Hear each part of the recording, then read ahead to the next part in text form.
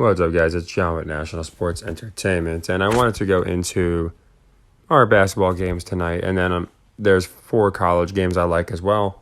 And like I said yesterday, I always go into what's always important is we want to close out these sequences before they get the leg 3, and if they do, we want to close them. So we got the most important one yesterday, but you can see there's a couple leg 2s we didn't get.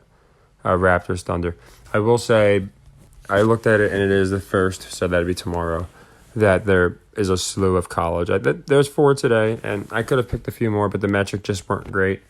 So these are the 4 I have for today. Of these 4, I like Loyola Chicago the most. So what I'm going to do here is for Loyola Chicago, I'm going to plug it in as a third leg, like we did with Norfolk State yesterday. So for one of our losses here, we lost leg 2 of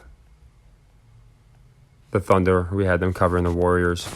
We are going to make that a leg 3, okay? And that is literally for every single, that's how everyone works, okay? Just so everyone knows. So if it's a leg 3, it goes here for 4 units. If it's a leg 2, it goes for 2 units, etc. So I like this one enough to play it as a leg 3 because I do like the metrics. Now, the other ones that I do like are... No, it's not this one. It is Kansas. All right. The other ones I like are, I like the under on Toledo and Miami, Ohio. That's only going to be a leg 1. I am going to make the one at the top a leg 2.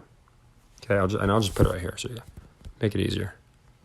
This is how I should have done it. Leg 2. Okay. Everybody knows the leg 3. This is going to be a leg 1, as is the last one. Okay, now for the NBA, I was looking at the games, and I love the Heat here. I think for a few reasons. A, how I pick teams against the spread, and not that they're abysmal, but they're not good, and people are more likely to fade a team that's not good against the spread. B, they're going to the road to play one of the best teams in the East, so I just think it's the Heat have gone on a little bit of a run, but the Cleveland Cavaliers, as far as consistency, has been very good this year. So I expect more people to be on the Cavs. So I like the Heat here as a leg 2. Okay. And of all these games, just so you know, the only one that's going to be a leg 2 is going to be the Heat game. I thought about making the Knicks a leg 2, but I'm not going to. I do like the Knicks here. I like them to win leg 1.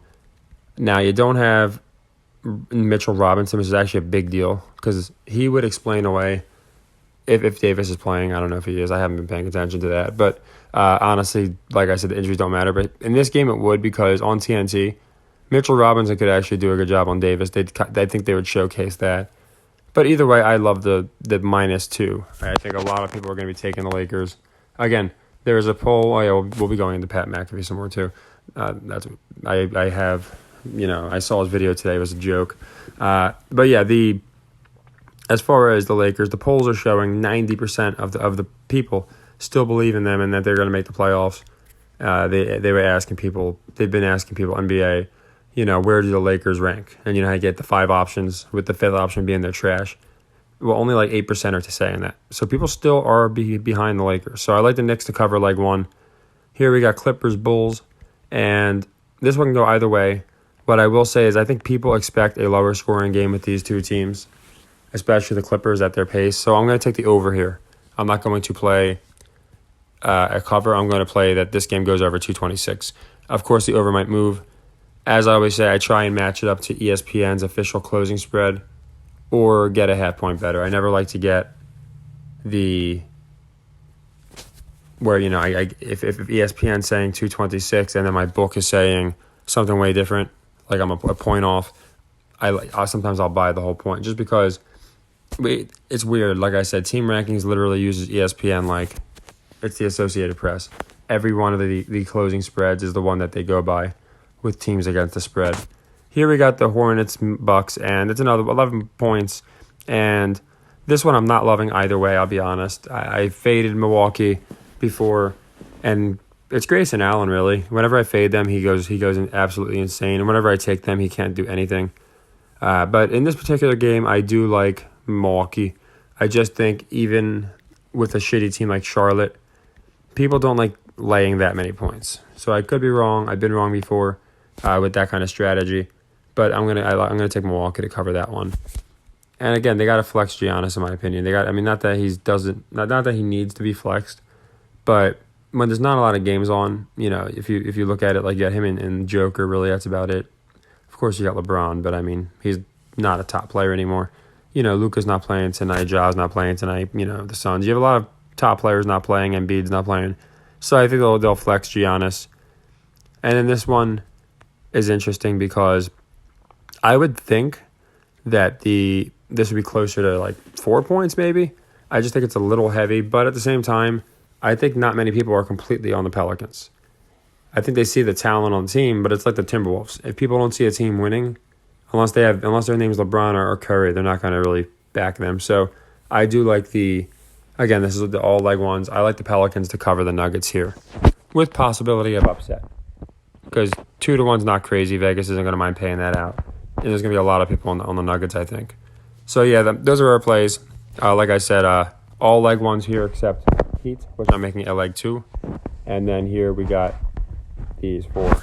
I thought this would be easier. Like I said, I know nothing about college anyway. This is literally how I pick my college. I just do the metrics.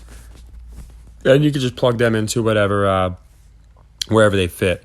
I'm going to be going into Pat McAfee and his lying, just his lying self, because he really is a stooge. I did a very short video where I have a 30-minute video going more into detail, and I think I attached it. But just to show, we know exactly what these corporate sellouts are going to say next. I think it was like 6 hours before he puts out his bashing of the officials. I predicted that he was going to bash the officials, and it's not because I knew it. I'm so smart. It's because Pat McAfee